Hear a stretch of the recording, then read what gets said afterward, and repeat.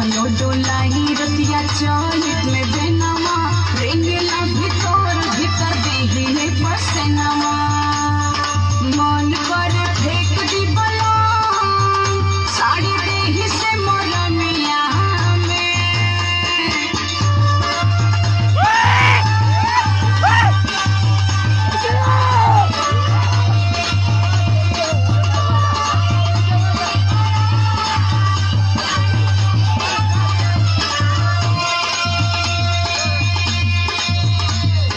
मन कर फेंक दी बलाम साड़ी देही से मोरनिया में लेला में कसी मजा दी गरमिया में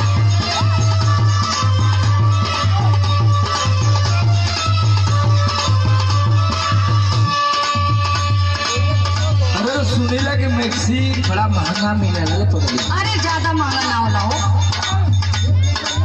अरे कुल देखिला कि लेके आवे कि बड़ा महंगा बताओ के कपारे लादी सब लोग नहीं नहीं जाके देखा तब ना सुना हम उपाय बतावत थी बतावा मैक्सी मैक्सी ना लेवे कोई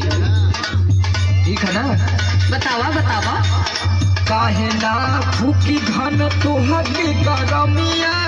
कब हो बुलार ना डाले लुकनिया ये उपाय रहा